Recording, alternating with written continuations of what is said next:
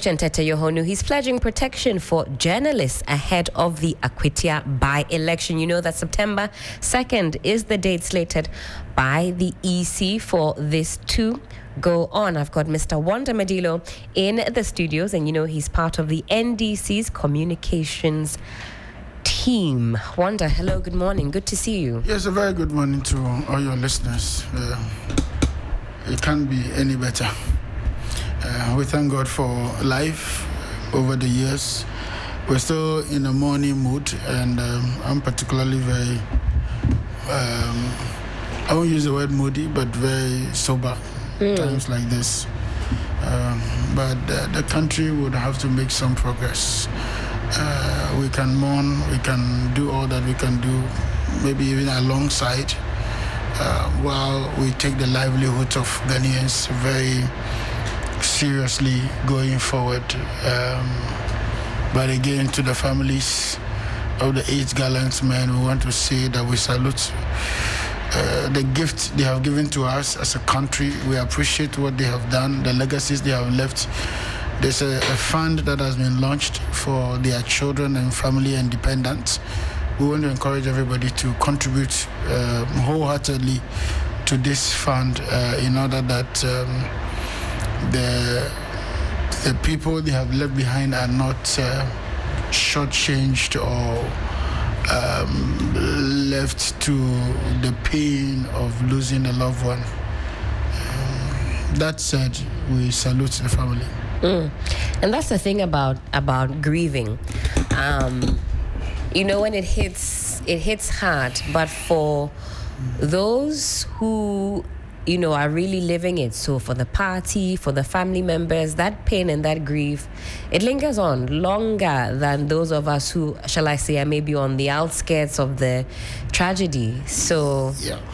We're still wishing you, commiserations for this loss. I know for the party, it's a hefty blow, especially on a day like this when we're about to talk about by-elections and we think about Dr. Amani Boama, may his soul rest in peace, and he has been described as the heartbeat when it comes to NDC's election strategy. So at a time like this, I suppose that he would have been front and center, strategizing, making sure that things go on smoothly in the by-election in Akwatia. But nonetheless, I know that you have the men for the job, and he's done a lot to leave that indelible mark that will still go on. And as a country, we still continue to mourn and we grieve. But as we say, the show must go on. We're talking about Akwatia by-election. Again, September 2nd, we know the action is going to happen. We were just playing some tapes there and some clips there of the IGP assuring peace and some level of protection and security. He says that some 600 police personnel have already been deployed to ensure that what we saw in Ablekuma North does not reoccur. And we know that there were a lot of unsavory scenes during the rerun of some 19 polling stations. And in fact, the morning of, we expected a fairly uneventful day, but things certainly did not unfold in that regard. A lot has also happened as far as the Akwatia seat is concerned. Even before we got up to this point, even before the demise or the death of Member of Parliament-elect Ernest Kumi, there were issues to contend with. Let's take a quick look at the timeline, and then we can talk about moving forward, the strategy that is going to be deployed by the NDC as far as winning this seat is concerned. So, timeline of the Akwatia 2024 parliamentary election dispute. So December 8th, 9th, 2024, vote counting and declaration. The EC declared Ernest Kumi of the NPP winner with some 19,269 votes, defeating Henry Boachi Yadom of the NDC, who had some 17,206 votes. You know that this was rejected by the NDC. The NDC cited some irregularities in that regard. Now, fast forward a few days later, December 10th to the 15th, 2024, there was that disputed collation. Due to disagreements, Akwatia's results were finalized in Accra instead of in the eastern region. The NDC had alleged at the time that the NPP lacked original pink sheets and were relying on photocopies. December 20th, 2024, some legal action there was taken. Henry Boakye-Yadom of the NDC filed a petition seeking an injunction against Ernest Kumi's swearing in. And you'll recall there was some back and forth. Is he going to sit? Is he not? Then he actually left the chamber, I recall, watching it live. And we can also play that for you. January 2nd, 2025, court injunction. The Kufuor High Court granted a 10-day injunction barring the EC and the Clerk of Parliament from recognizing Ernest Kumi as MP-elect. January 7th, 2025, there was that swearing-in controversy. For those of you who watched it live, we covered it. Ernest Kumi was sworn in despite the injunction, choosing to face any legal consequences. February 19, 2025, there was an arrest warrant issued. The Kufuor High Court issued a bench warrant for Ernest Kumi's arrest for contempt of court. What a saga it was leading up to what we have now. Ernest Kumi, now late, has left that seat vacant and the by-election will go on. Wanda, just let me pick your thoughts on how you saw the journey from election day, December 2024, up until even February of this year, early this year. The NPP has said that you were just looking to frustrate the young MP-elect. No, we've had a couple of people, functionaries of the NPP, make the argument that the NDC hounded, Ernest Kumi out of office. I think that is a fallacy. It cannot be true. The case began way before even the NDC took over office in January 7th. I mean, the dispute with that election is no news in this country. Several parliamentary seats have been engulfed in controversies, such as that of the former energy minister in the Volta in Hohoya seat, for instance. What's the name? The name of Peter Amewu's seat has been Indeed. in contention before.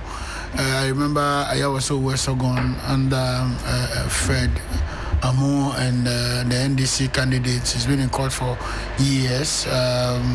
Even we've had occasions to, you remember Sakande Dramani. He actually went to jail because of that. So election petitions, election disputes in court are not new in this country. We have seen that over and over. We've even seen presidential elections in court. I mean, in 2020... That's right.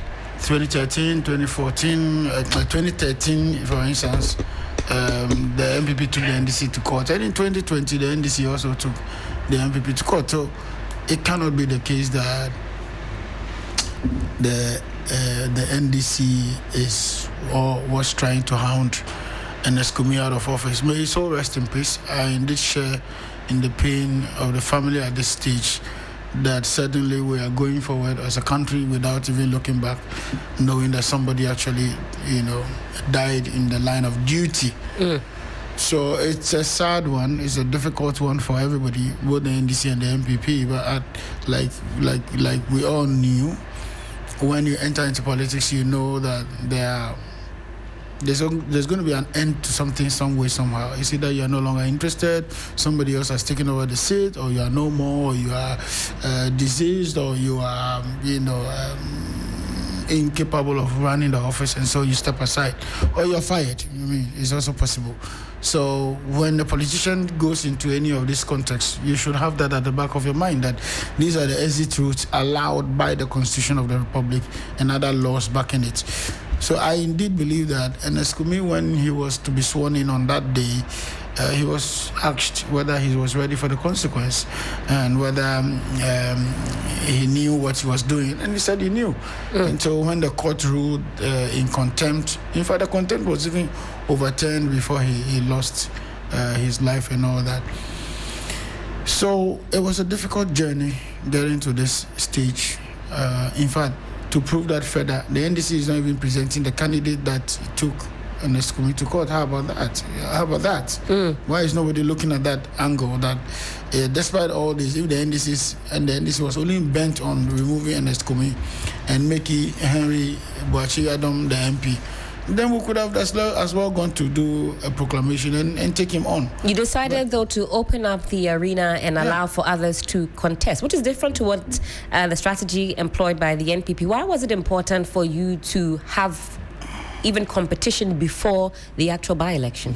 No, we did that because first and foremost, that's a constitutional provision within our remit as a party. Number two, we did that because we always listen to the grassroots and what they say. What are they saying? Do you want us to go and endorse this one to continue to say no? Let's do it fair. If he wins, fine. If he doesn't win, whoever wins will support the person. So it is a more democratic approach to resolving this issue than just the blanket decision to field one person against the other. And we feel that was the right thing to do at the time. And indeed, the results have proven. That's right. Boachi Adam rather even became third. In fact, let's put up the results on the screen so that you can follow along. You have Henry Boachi garnering some 226 votes. You have Bernard Bediako, 380, and then Erasmus, 366. So in fact, having opened it up for others to contest means that maybe you now have the best candidate to put forward. Yes, so that's what the constituency people are saying. That's what the grassroots is saying. So in other words, people were even more popular, as it were, within the ranks of the party than the one that they seem to think that is hounding Ernest Kumi out of office. Now look at this. The gentleman Bernard Bediako was the lawyer to Henry Boachi. He's his personal friend and all that. So it's still again about what is the grassroots saying, what is the popular opinion of the people in the constituency, and that's what we respected. Nothing more, nothing less. Imagine with this reality now, all things being equal, Henry is now 266, as against even his closest contender who is 366, over 100 votes, margin you see there. So somebody is being more popular. And above all of them is another most popular person, which is Diako, who garnered 380. So we, as a party, are very sensitive to what the grassroots was saying. And based on our research, we decided to open this up for other people to participate or play within the space. So it's not true. It cannot be the case that the NDC only wanted Ernest Kumi out of office. In any case, did we hold a gun to kill anybody? Certainly no. The NDC did not go to kill anybody. When it comes to death, I don't want to talk plenty, but when it comes to death, it's virtually not in our hands. God decides. That's right. God brought us here and sometimes takes us at his own will and gesture. So it's unfunctionable for people to think that the NDC hounded Ernest Kumi out of office. Going forward, the party has put in place some guidelines on campaigning and what to do. So we've been on the ground, we've been campaigning, we've been telling the people what they need to hear and what we intend to do as a party in Akwatia. Akwatia is a diamond, is it diamond or diamond mining area, and so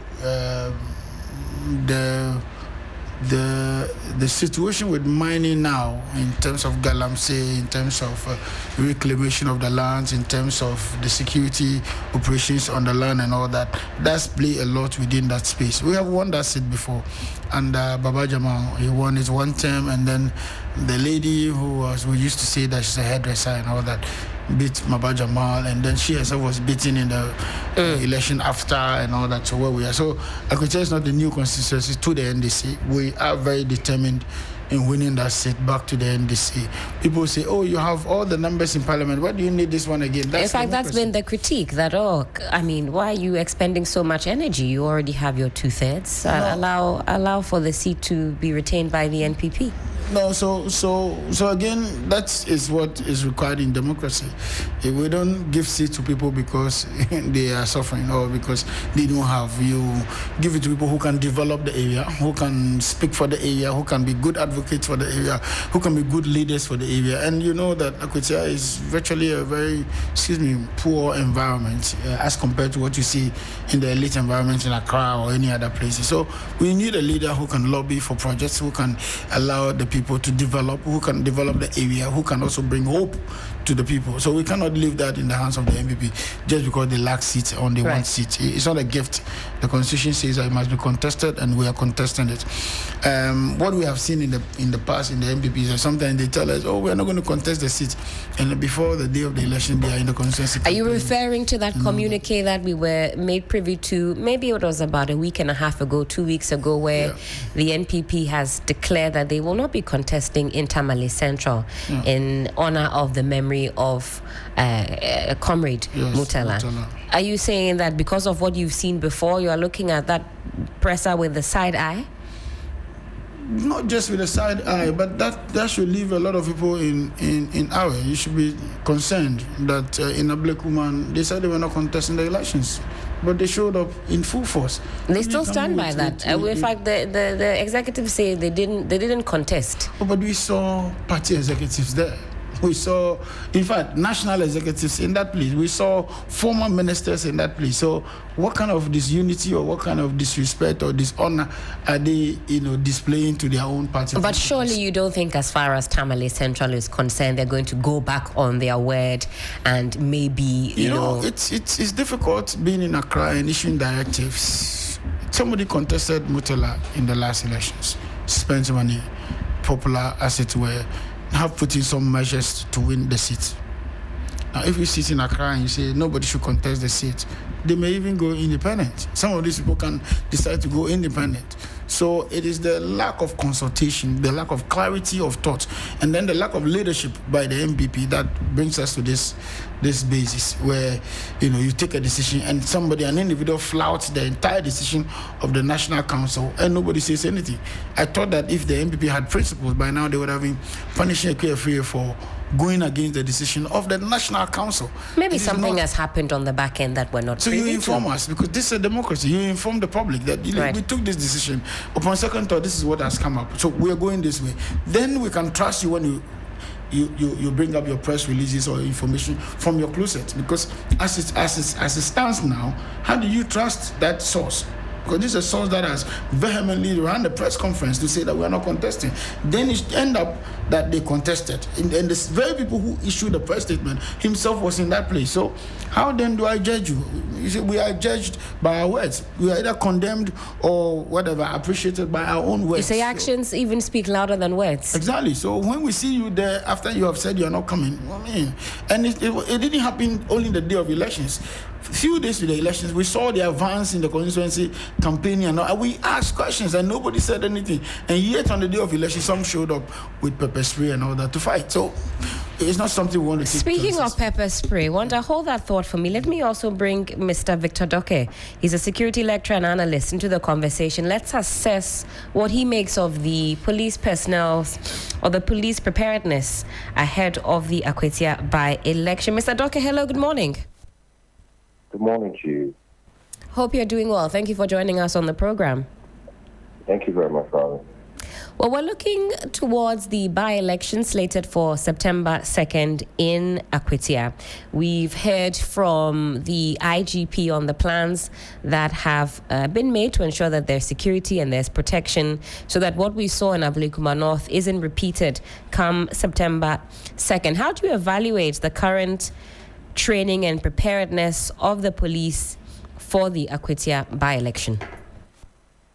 Thank you very much. In every event such as this, you will expect that the state security, which is the police, will be very much ready with regards to tactical training, response, emergency response, and then intelligence, activities. Now, with regard to the Akwatia by-election, this is a very much bigger, larger event than what we had in Ablekuma North. One, I have always maintained that when you have a blueprint, such as the Preparedness of Security mechanism that was put in place to ensure the by-election was successful, you just replicate it or you build on it. So preparations have advanced. We saw the IGP visit his men on the training grounds and his statement with regards to those who want to foment trouble, his assurance of additional men in the coming days, and then also his assurance of protecting the fourth estate. It's not from the fourth estate who go in there. There's words, strong words with regards to those who foment trouble will be picked up immediately. All these are part of the preparations. However, we know two political parties are vying. They have advanced teams weeks before even this day. How are we able to ensure that we kind of infiltrate their camps to ascertain that they are adhering to very responsible politicking in that area and not trying to organize groups to foment troubles?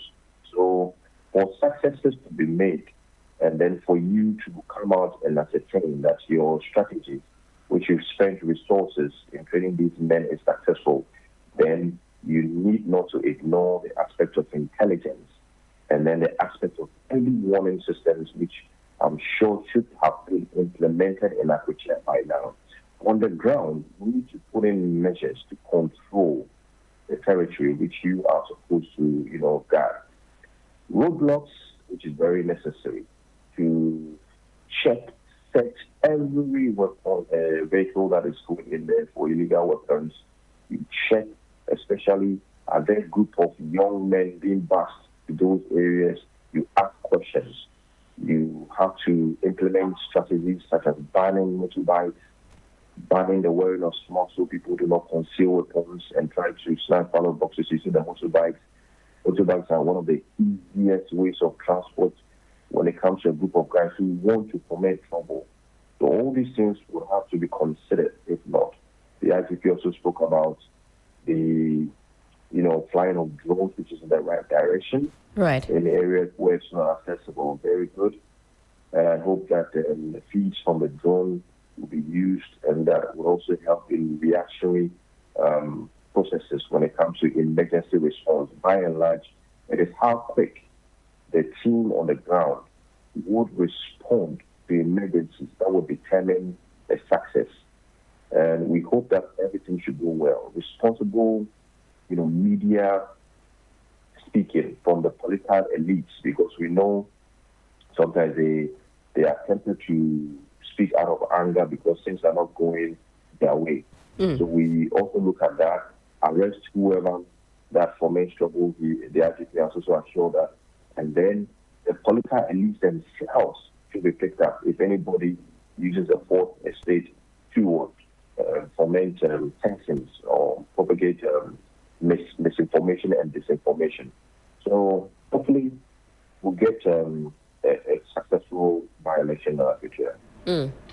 Now, yesterday we also saw some simulation exercise carried out by the police. How effective are simulation exercises in anticipating real-world scenarios? And there was also some critique that I heard that, well, is the police not giving away their MO by showing us their plans?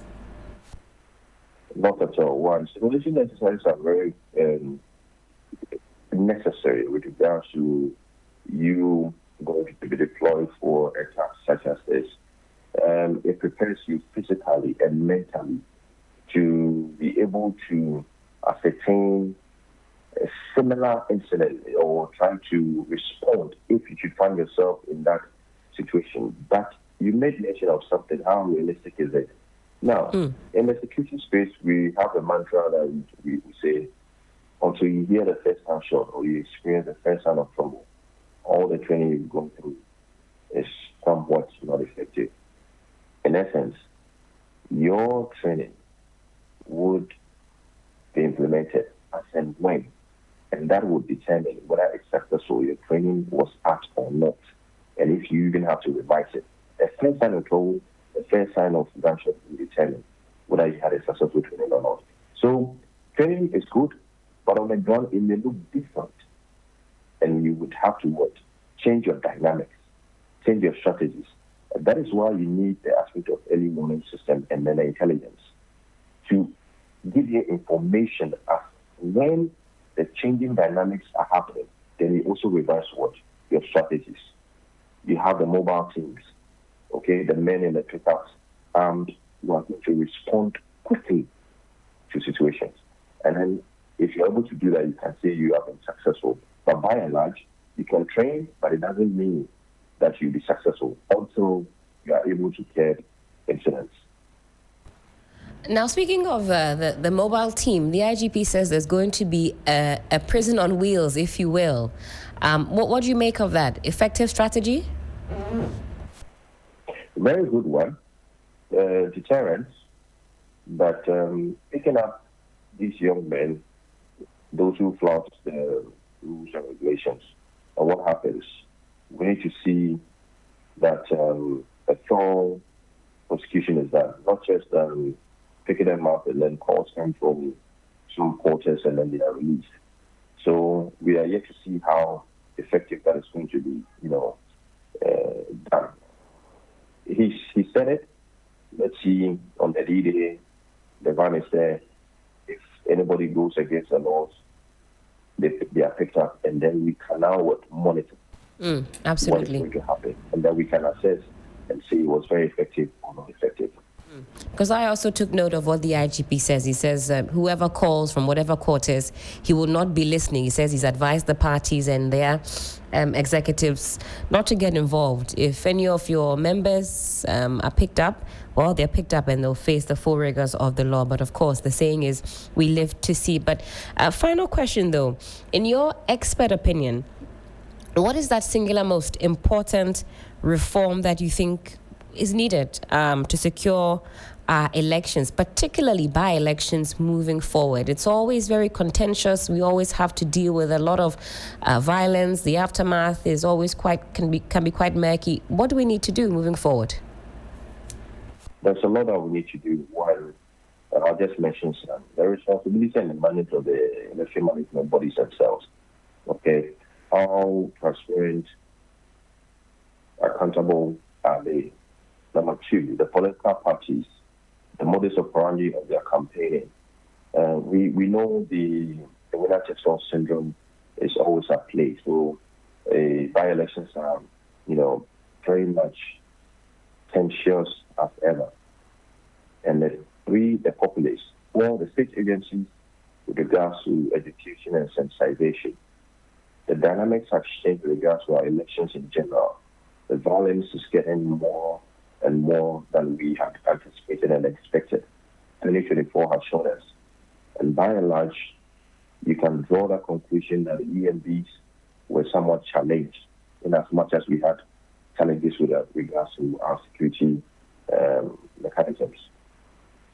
Holistically, all these stakeholders need to go back to the drawing board and look at what went wrong with regards to implementation, strategies, and whatnot. And then it comes back to the political parties themselves. State institutions have always said we need those state institutions to be very much independent and resilient. We have the politics influencing most of the decisions, which is very unfortunate. So in sum, these are just some of the things that we need to look at, revise whatever went wrong, and hope we learn from our lessons by and large.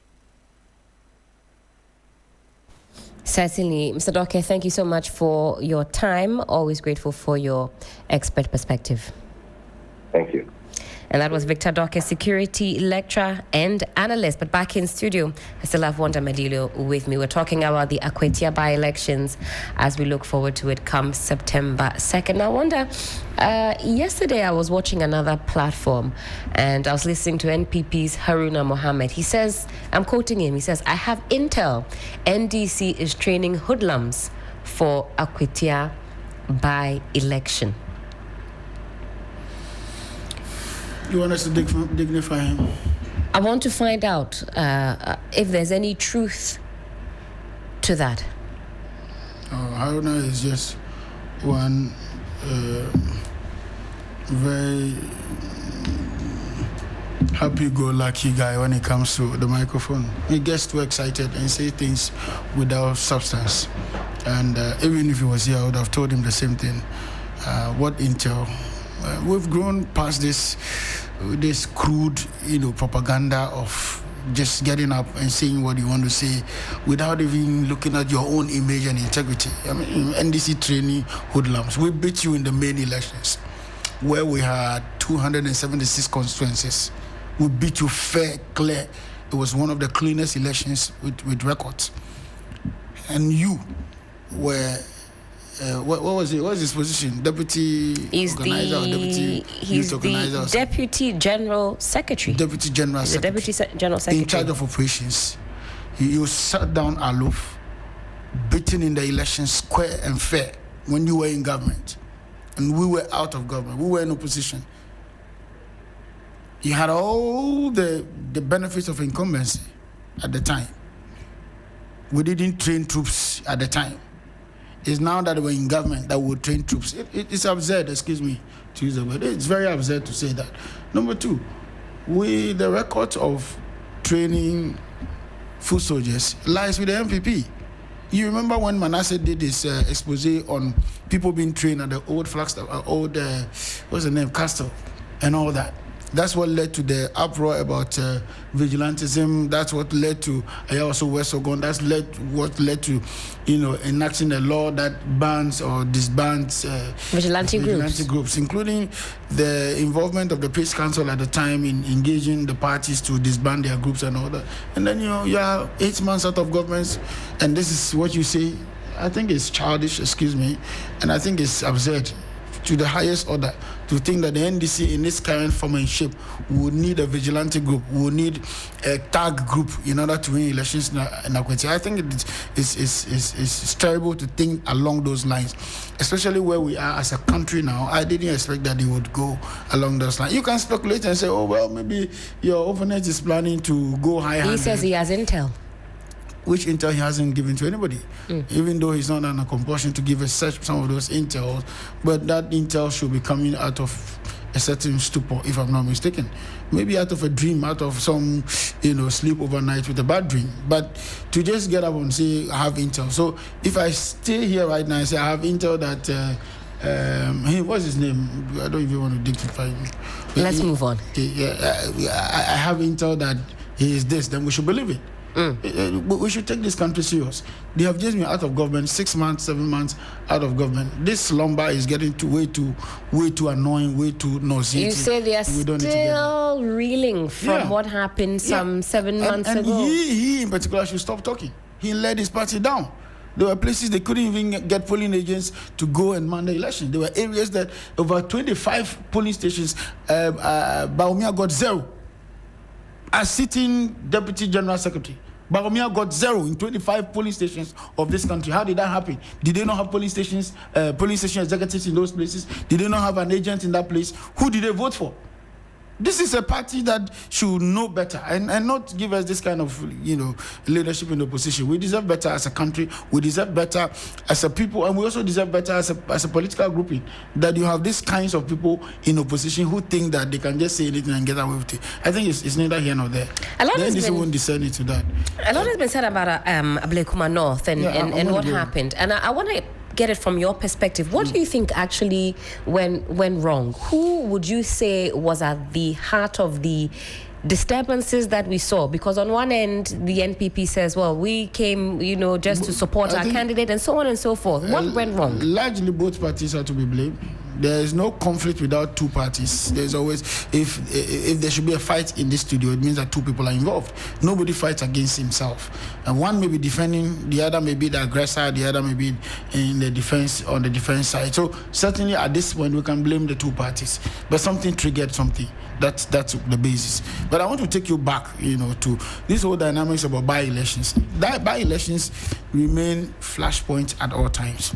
As a matter of fact, it's always easier to run an election for the whole country than to run it in one constituency or in a couple of polling stations. And that's where you realize that many of the violence that happen are usually tied to by-elections. That's right. That was always tied to by-elections. Treponim tied to by-elections. You would tie even Sankade's own to by-elections. You would tie even what's the name? Ablekuma is also a type of by-election, but we didn't even have a sitting member of parliament. We're finding one. And more narrow was that it was only happening in 19 polling stations. That's right. Out of some 200 or so, if I'm not mistaken. So that's the difficulty we have. When you have so many people going to a small area, let's say in this room, if you put 100 people here, it will be choking. Certainly somebody will step on somebody's toes. Somebody will anger the other. And all the forces are coming here. All the party forces, the MPP forces, the NDC forces. When I say force, I mean party workers or party organizational team. Then the police is also there. And then other interest groups like maybe observer groups and all that. So naturally, for for by-elections, you have some of these infractions happening. But I think it's far-fetched. What should be happening is that in such circumstances, we should have a system that says that if you don't vote in that constituency, you have no business in that place. In any case, if we were running the main elections, it was the national elections, would you leave your place and go to another place? You would certainly have been within your constituency in voting, because everybody's busy minding their business. So people should mind their business. That is to say that if you don't vote in that constituency, you don't have any business. If you don't have accreditation so certified by the EC and the two political parties, because we all present, agents and all that. So those are known records. You present that you are getting accreditation to enter the constituency, you cannot go there. If you don't, you are not a delegate, a voter in that place, you cannot enter the environment. If you are a police officer and you are not on duty on that election day, you cannot go into those environments. And sometimes we should even go as far as preempting searches.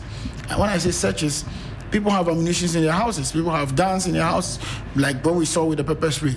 She actually came to the station with it. Such a person shouldn't have been allowed within the confines of the police stations.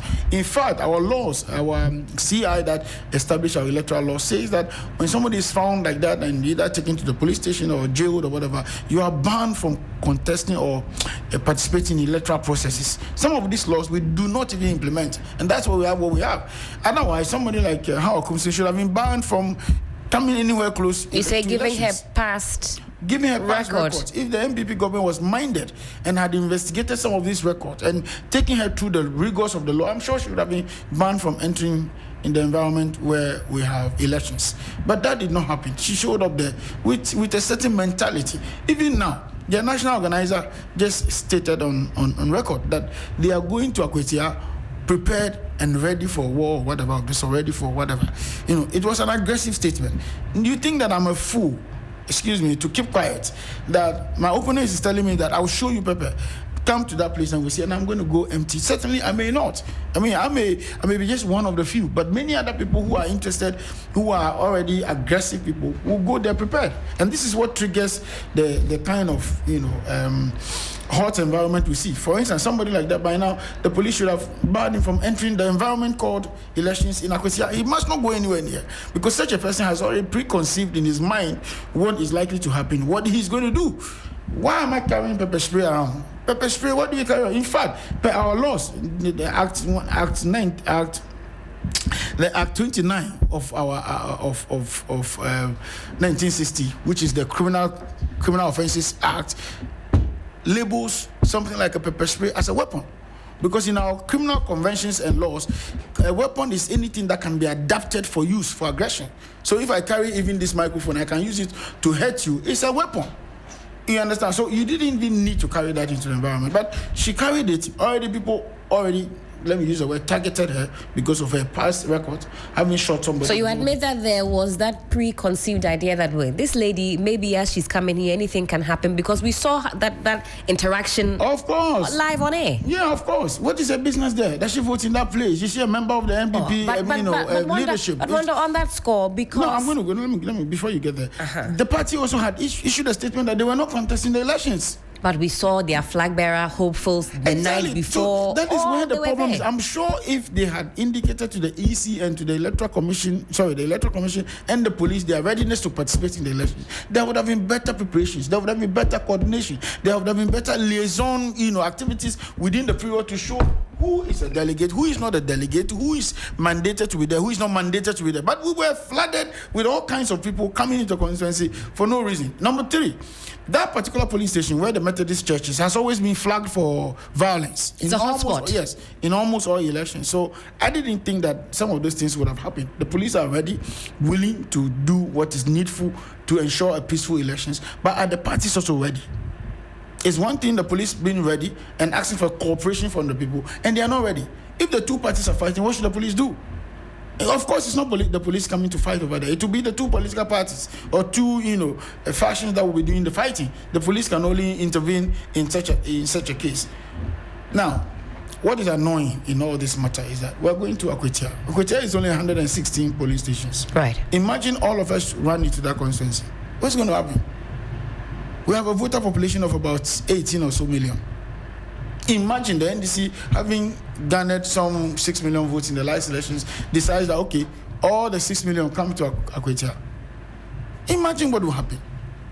So we need a proper regulation, a proper policing system that allows people only who are required to be voting in that place to be in that environment. That we can have a more peaceful environment in terms of that elections. But to start calling on your members from the north, from the Volta region, from wherever, that come to Akwatia, we're going to vote in Akwatia. What are you going to do? This is not the time to campaign to anybody. Everybody there know what is happening in this country, what they have suffered before, what they are suffering today, and what the future is likely to be. They've already made up their mind who they're going to vote for. There's no last-minute campaigning now that can readily change anybody's mind, unless you want to go there and steal the elections. Then you will be so aggressive about what to do. We said that the elections are won at the polling stations. So if you go to a polling station and you're able to make sure that the right things are done, people are out, they voted, and you trust that they have voted for you, you wouldn't come to a coalition center and be fighting. And so the challenge of this country is that the laws are there, enforcement is also ongoing, but the parties do not cooperate with the police in this regard. Almost all the elections we have seen in the past that resulted in violence have been between civilians. Then the police intervene. Indeed. And all that.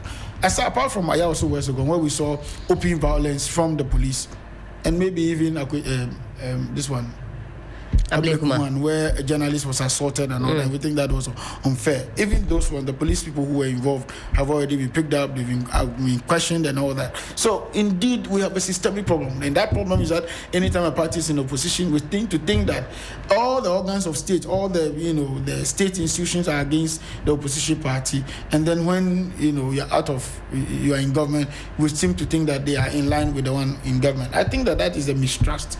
That is where we need to be working to deal with. Number 2, a lot of education will also help us. Like you stated in the past, we would have had groups like National Commission for Civic Education, doing some education, Peace Council. In fact, that's a good point. The NCC is missing in action. Yeah, they are lost. They're virtually lost. And I think that's where our problem. Civic education is lost in this country. 2, National Peace Council. What do? Nothing. They only wait until there's crisis. Then they are calling to meet leaders and all that. For what? You have to be preemptive of some of these hotspots and begin to go in and put in systems. If you have a peace council that is active and working, by now there should be a lot of consultations in the constituency. One is to engage the churches, because almost everybody who votes, a large portion of them are in the churches. They are in the mosques.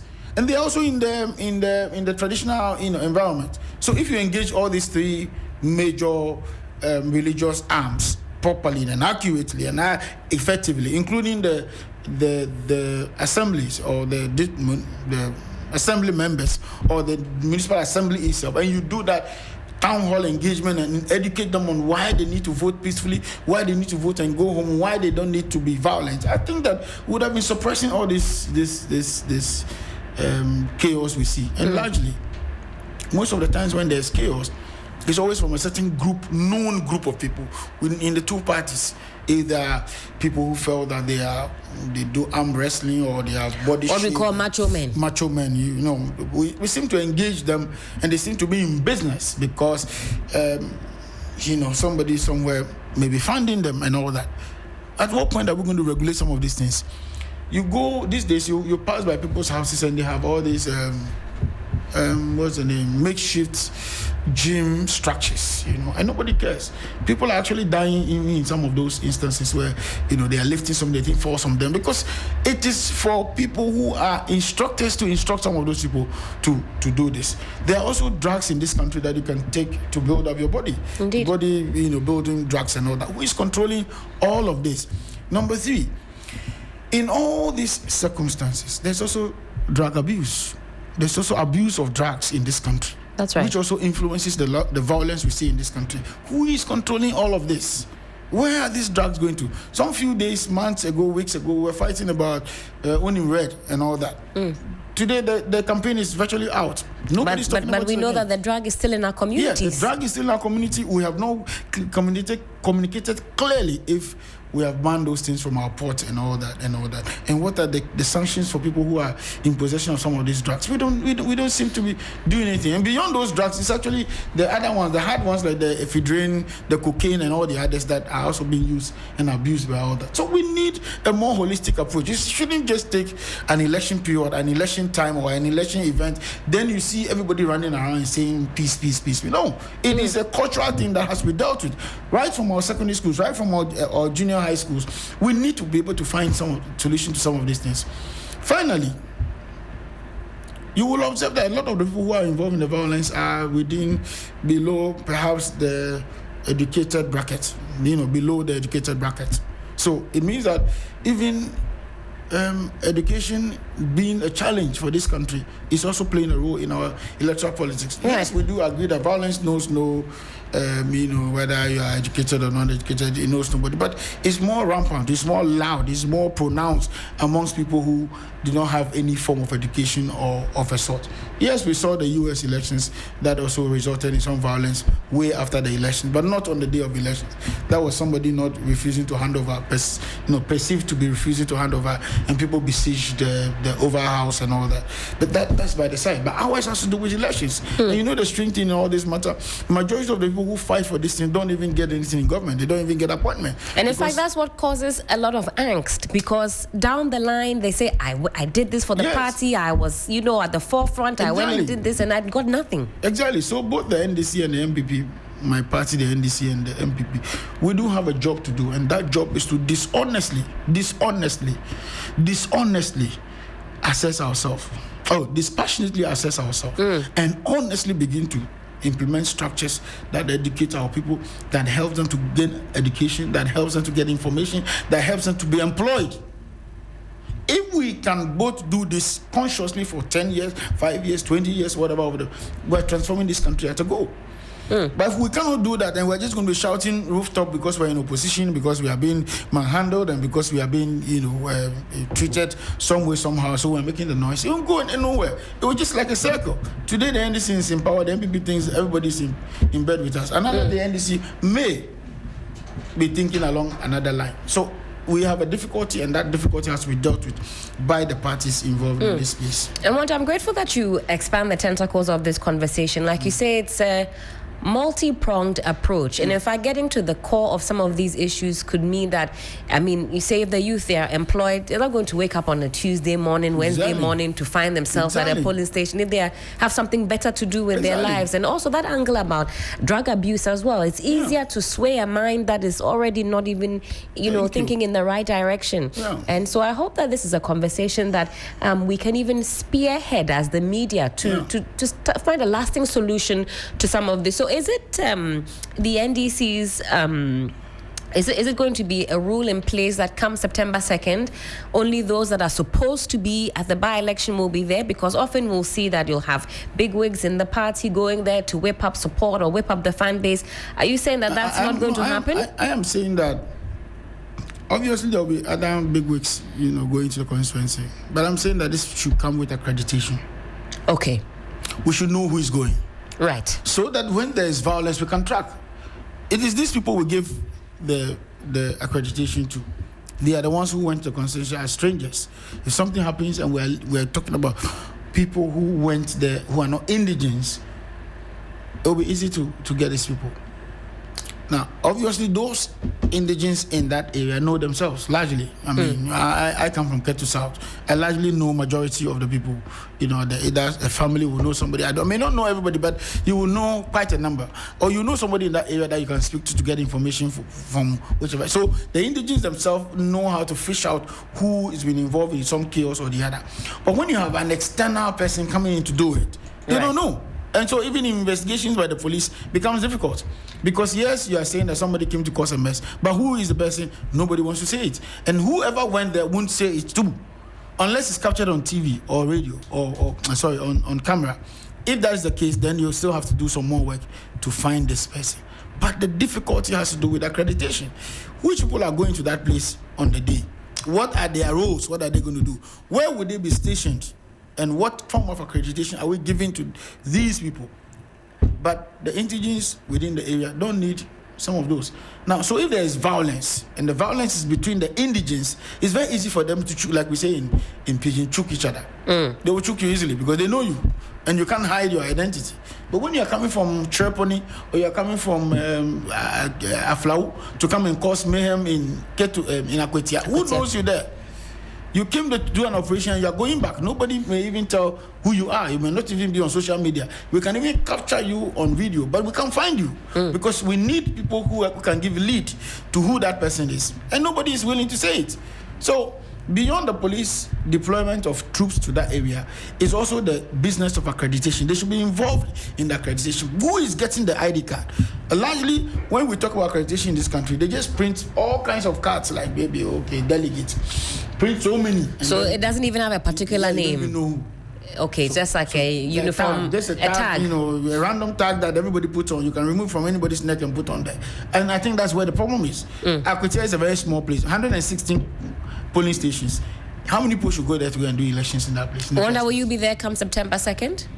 If I get accreditation, I'll be there. But if not, I don't have any business there. You stay at home and mind your business. Yeah, I will advocate for our candidate to win. But if I don't have accreditation, I have no business there. Certainly. Well, we're wrapping up on the conversation on the Akwatia by-election. Finally, are you satisfied with the strategy of the police? They had a simulation. They've deployed some 600 police personnel. We've also heard from the IGP that he will not be answering any calls seeking to release anybody. He's got a mobile prison. All of that, does that sit well with you? Are you confident that it will be a peaceful day? I think that it will be a peaceful day. The lessons of Akwatia of Ablekuma is very fresh in our minds, and I'm sure Ghanaians don't want to see a repeat of Ablekuma. So I'm very excited that they are doing all of this. But I have always said that, you see, when it comes to peace and enforcement, it is not the remote strategy you put in place.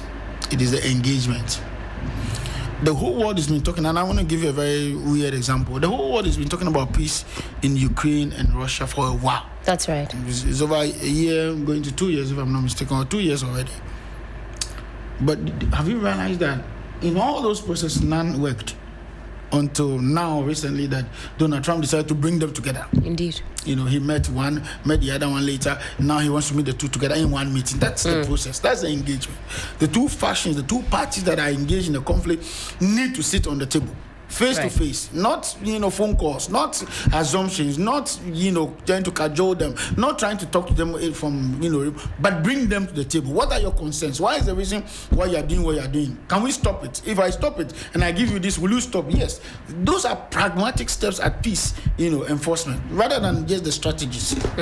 Wanda, thank you so much for your time this morning and for shedding some light on what's going to be happening come September 2nd. I'm sure we'll have some time either to talk right before or right after. I was going to ask who is winning, but I think I know from your perspective exactly who you are backing come September 2nd. But again, always a pleasure to see you. Thank you for your time this morning. Let's cross over now and listen to what is going on the grounds. We have the 2025 BBC Komla Dumont Award right here in Media General. Godwin Asidiba is the man of the moment. Do take a listen.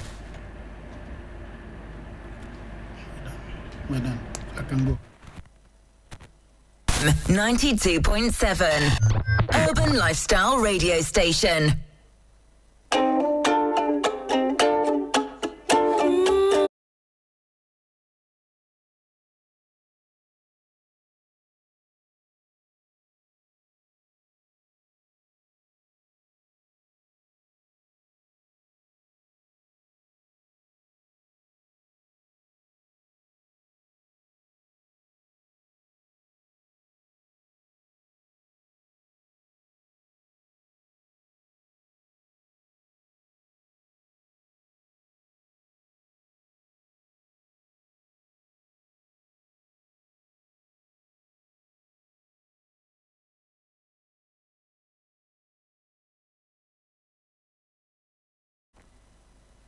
that is happening to Ghana, and it's in all such instances that happen to Media General, and we are very proud of that.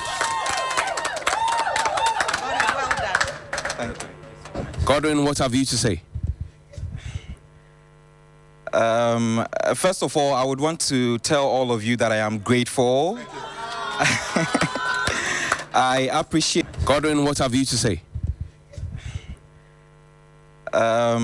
First of all, I would want to tell all of you that I am grateful. I appreciate the fact that all of you are out here to celebrate me today. I've cried a lot, I've prayed a lot, and I've anticipated for this moment for a very long time. I remember 2 years ago, I was among you guys congratulating Parkway Siasare. I wish it could be me, but then what did I do? I worked towards it. I persevered, and look at me today, I am here. So I just want to say that it is possible for every young journalist who works with Media General. Just keep doing the good work, and at the right time, it will be recognized. I'm grateful. I mean, this is going to propel me to higher heights. Komla Dumo, we all knew, stood for dignity and clarity when it comes to journalism, and having to walk on his path, I feel, is something that is really great, and I'm going to make all of you proud. Thank you. The party did not add is that what portion of the $10,000 is he sharing to all of us who helped him to work? What say ye? You don't want to say anything. All right. So now let me introduce the creme de la creme of Media General to you, the winning team, 2.0. Yeah, 2.0. It's come to Ghana twice, and it is us. We have to be bragging about it. Mabel Akubanas is deputy in charge of our news department here. Mr. Daniel Matiama is the man who looks after all the sales and marketing and gives Godwin's stories the push. Also, Mr. Makafui Manyo is the man in charge of all of our corporate services and shared services. We have our group chief finance officer here. He's wearing a beard. He's not a Gen Z, by the way. We have our group CEO as well, Beatrice Ajiman, you know her. We have our latest freshly minted awardee, Gordon Asedeba. We have also Mr. Nyama Famea, who is here. Cool, calm, collected, but when he sends you a memo, you feel it in your bones. Yeah. We also have Astus Ahiable here, is a general manager of news. And then we have if you are looking for tilapia and you can't find him, find this man, you will find him. Yeah. He's our online and head of digital. And to all of you, we're grateful indeed. We'll now go into our world-class studio and show you where we curate the stories from, and then we will bend your eyes small. So take your time and come with us as we go to the studio. Godwin, let's go to the studio. Yes, let's go to the studio. Let's go to the studio and show the people how it is done nicely. And we'll say a very big thank you to the 48 Engineers Regiment Cadet of the Presbyterian Secondary School. Maybe hold on. One step. So that's 48 Engineers Regiment of the Presbyterian Secondary School, and we're taking you through so you get a first-hand approach of how we do things here. We're very, very professional, we're dignified, we're excellent in what we do, and we're walking you into our multi-million-dollar studio right here at Media General, so you get to see how we do our things here. We don't do anything nyama and anything basa. That's Cookie Tea right there, giving Godwin a hug, man. That's Shadimain. That's Shadrach. Shadrach is the producer for TV3 New Day, and that's Cliff as well. Cliff is the scorecard cameraman who's been giving us all the detail. Yes. No query yet, yeah? Okay, that's fine. That's why you are hugging Mabel. So we're walking down majestically into the studio, and you have Andani, you have Roland, you have Astus, you have all the guys who are here in the studio working so very, very hard. I'll hand over to now my senior brother and my senior colleague, Roland Walker, to take it over. Roland, this is the latest awardee. Charlie, the suit, no. How can we afford it? With $10,000, then Charlie, BBC suit. Sponsored by MG. We take it in good faith. Roland, take it over. 3FM 92.7. Urban Lifestyle Radio Station. 3FM 92.7. Urban Lifestyle Radio Station. The best in the morning is on 92.7. Sunrise on 3FM. To do? Okay. 3FM 92.7. Urban Lifestyle Radio. Okay, Godwin, Sidiba. Yeah. The best in the morning is Great. on 92. Congratulations to you. Myself and Cookie T were welcoming you gracefully. Gracefully. Have a seat. Have a seat. Have a seat. I'm excited about this. This is a seat you already used to sit on. Sit down. Sit down. Sit down. Sit down. Great. My father didn't took me to have mom. Now, it's just I hold a grudge. Apparently, some people knew it hours before I did, if not a day or two. But I think that's the most. I don't know whether you watched this morning. Incredibly, we paid a lot of appellations and homage to you, and I have to say that you are an epitome of somebody who decides to make a decision, set a goal, and then you go for it in your work. And kudos to you. Thank you. Thank you so much. Congratulations once again. Thank you, Roland. All right. Thank you. Shall we talk about the swag? Shall we talk about it? Shall we talk about it's giving? It's giving. You promised that you have delivered. You know what? Yes. Tell me. Mabel called me this morning and was like, Asidaba, don't dress anyhow. Keep it simple. Oh. She told you that? This is the drip lord. She doesn't know you. You know. This is the drip lord of media so you general. ooze, I said you ooze a lot of drip and glam. Well, I dress to suit every occasion. Yeah. Right. That's why when I'm reporting, when there's a conflict zone, you see me in all of the protective gear. I see, but who should I cross when I was studio? But today you crossed your legs. Levels don't change. Cookie, composure is really necessary at this point. Anyway, congratulations to you once again. Thank you. But you've just been winning awards back to back since you moved to Media General, and I have to say it's been quite what the Americans would say a roller coaster. Right. How's it been for you? The journey into Media General and perhaps how awesome or unawesome we are. I think joining Media General, I would say, was the start for me as a journalist. Beginning from the Ghana Broadcasting Corporation, fast forward to the EIB network, GH1 Television, fantastic newsroom. I had a lot of training in there under Nanaba Namwa. Together with Alice Aite, who was the managing news editor then. Redwan was a producer, Dansoa, together with a lot more talented individuals who were in the newsroom. Pitching ideas was something that I didn't really have, but then I learned it from GH1 TV. And fast forward coming to Media General as well, it's been the same practical work, you know, learning more to become a professional, knowing how wide your leverage is and how my stories can easily get attention. I realized that I needed to get my facts right when I'm reporting on anything. So coming to Media General, I would say was the start point for me as a journalist. It's really opened a lot of doors for me, not just locally, but internationally as well. And look at me today.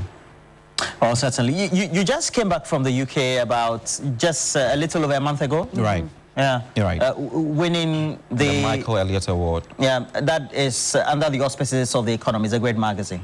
Absolutely. Okay. ICFJ, International Center for Journalists, but they work hand in hand with The Economist as well. Winning that with a mortuary investigation that I worked on, Troubled Morgue, which revealed the appalling state of the Kolebu Teaching Hospital mortuary.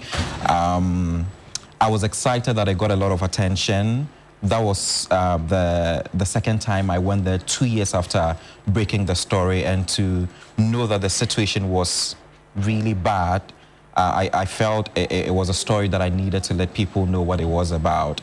You know, previously, it's packed conversations. Some monies were allocated to renovate the facility, but all of that did not happen, and it really broke my heart. So hammering on it the second time again for it to not just get the local attention that it got earlier, but go further to an international platform, I felt was really humbling. So that was what the Michael Elliott Award was about. And it also gave me an opportunity to intern with the Economist in London as well. Godwin, for most people, they just know you from the GH1 days. You of course, you mentioned Anaba, and then now coming to Media General. That's what most people or most of your fans remember. Who was Godwin before all of this? Godwin was a young man who wanted to be on television, but he was unsure of exactly what he wanted to do. Okay. So I did a little bit of acting. I've done a few you did? commercials here and there. Yes, for some brands. Okay. I go for acting auditions and I don't really get called. Along the line, I mean, I used to do presenting stuff on when I was in senior high school and junior high school. I'll be the person when there's an announcement in the classroom. Oh, let Godwin do it. When there's an assembly ground and like you need to give an announcement. We had this debaters club thing and I was the one doing all of the talking and all of the reading. So there was a flair in the way I talk and all of that. I knew there was something, but then I needed to polish it up a little to become a professional.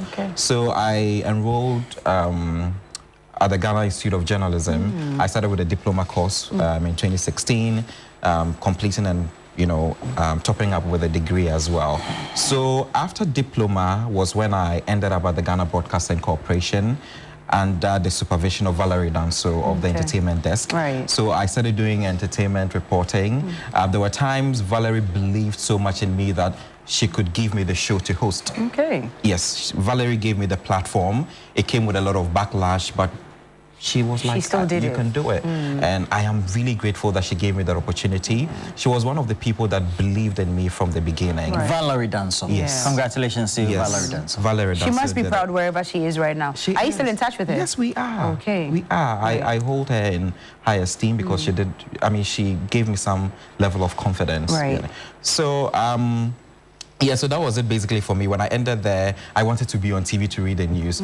Whilst on the journey, I realized being a journalist is not just about sitting on TV, talking on shows or reading the news. It comes with a lot of work as well. That was when the reporting came in, and then I fell in love with the reporting and found my niche.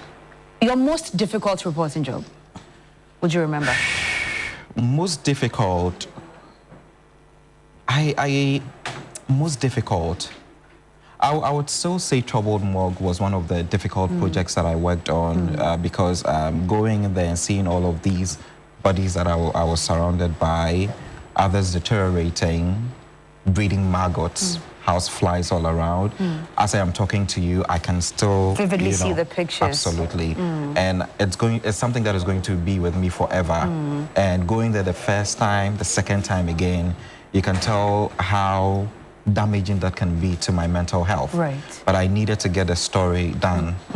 Exactly. So usually everyone would say, oh, I'm passionate about the job. But I think my love for the job goes beyond passion. What I find so much satisfaction on is when the story is being told, gets the attention and gets results.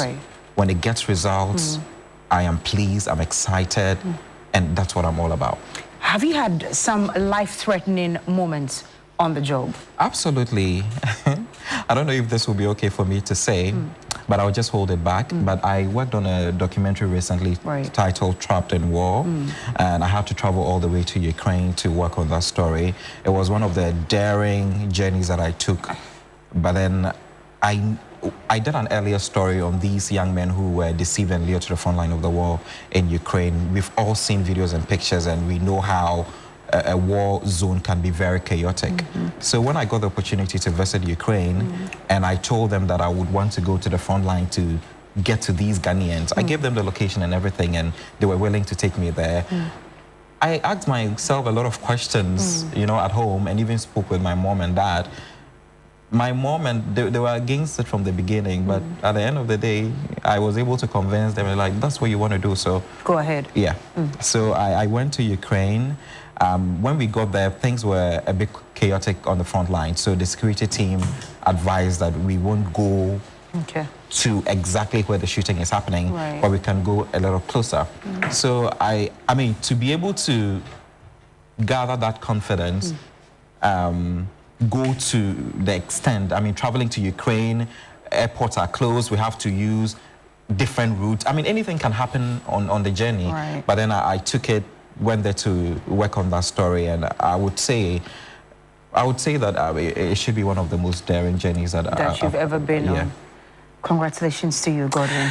One of the things I've always admired you for is how you are able to get subjects to speak to you on very sensitive and very difficult issues plaguing society, whether it's drug abuse, people who are falling by the side due to teenage pregnancy or are facing issues. For example, how you get somebody who is a so-called mortuary man in our local parlance to be able to speak to you, even though we have stigma associated with people who work in that industry, among many other related subjects.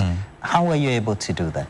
I think as a journalist, one of the things that you need to really pay attention to is to have the sense or the nose for news. You should be able to sniff a story when you find yourself in a surrounding. You understand? That is very important for you to have from the beginning as a journalist. I mean, I don't know if I should say it's a talent or it's just a blessing, but once I find myself in a community, it could be anywhere, even here in the studio, I can easily pitch an idea and execute it. And I think a lot of it goes into how you tell the story. I like to humanize my story a lot because I want people to be able to relate to the stories that I tell. Other journalists would want to go straight to the point and talk about what the story is about. I feel that is boring. People want to see something that is new. If I'm talking about Cookie wearing a beautiful hair, I can just go straight to the point. Would want to see how the lace is being laid on the forehead. You know why I'm smiling, right? Because drama kakra. A lot of people will say that is drama, but that is what people want to see. You take them on a journey. You know, you just don't go straight to the point and then write a script and read it out. You need to tell a story. That's why we say it's a storytelling, you understand? You need to narrate it for people to fall in love with the story. And at the end of the day, take what you're supposed to take out of the story so that you can get the results that you're looking for. Okay. Right. Godwin, so this award is coming with a number of things, including your 3-month stay with the BBC. Absolutely. It's a dream come true, isn't it? Is it? You know, when the announcement came, I was so overwhelmed. You know, I tell people, you saw me a few days ago and you were like, oh, why are you so down? I didn't know how to react to it because the journey to you being the winner is not an easy task. You apply, you get on interviews with a panel who are asking you back-to-back questions. You write an exam before.